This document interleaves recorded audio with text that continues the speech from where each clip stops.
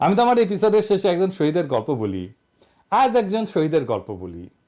6.5 বছর বয়সী মেয়েটির নাম রিয়া গো। মা বাবার সঙ্গে থাকতো নারায়ণগঞ্জ সদরের নয়ামাটি এলাকায়। 4তলা বাড়ির ওপরের তলায় থাকতো ওরা।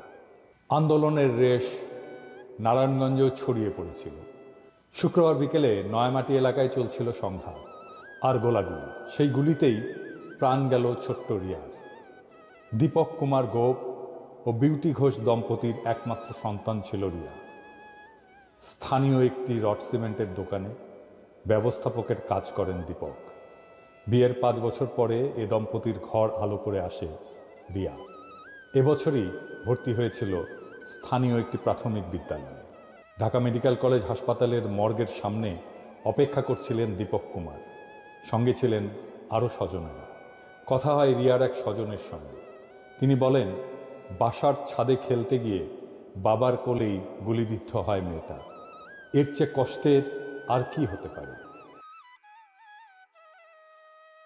হেলিকপ্টার থেকে ছোড়া গুলিতে প্রাণ গেছে এমন অনেকের, তাদের খুঁজে বের করা হয়নি। 3 মাস পার হয়ে গেলেও খোঁজ মেলেনি সেই স্নাইপারদের যারা নির্বিচারে দূর থেকে টার্গেট করে আমাদের বাচ্চাদের মেরেছে।